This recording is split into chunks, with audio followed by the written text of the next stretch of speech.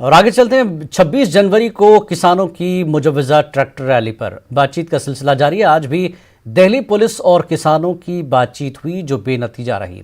किसान inner ring road पर tractor rally करने पर अड़े हुए हैं। कल फिर मीटिंग होगी। जरा के मुताबिक पुलिस नज्म जब्त की सूरत हाल को पेश नजर रखते हुए केएमपी एक्सप्रेसवे का मुतबादिल पेश किया, जिसे किसानों ने मुस्तरद कर दिया। किसान लीडरों का कहना है कि इस ताल्लुक से हतमी फैसला वो किसान तंजीमों की मीटिंग में लेंगे। दो सेंटेंस की बात है।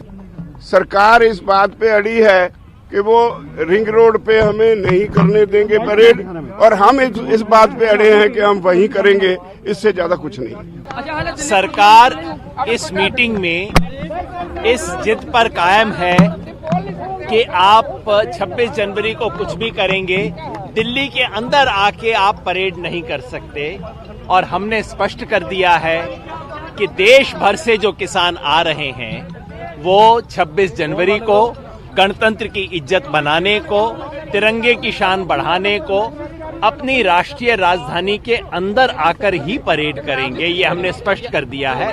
टकराव की स्थिति नहीं है। मुझे पूरा विश्वास है कि सरकार को सद्बुद्धि आएगी और हम दिल्ली के अंदर आके अपना गणतंत्र दिवस की इज्जत बढ़ाने के लिए ये जो परेड करना चाहते हैं ये कर पाएंगे, मुझे विश्वास है। इसने बोला कि हम आउटर रिंग रोड हमारे लिए देना मुश्किल है। हमारा जिद है कि आउटर रिंग रोड पर, जिद नहीं बल्कि हमारा हक है कि हम आउटर रिंग रोड पर ही करेंगे।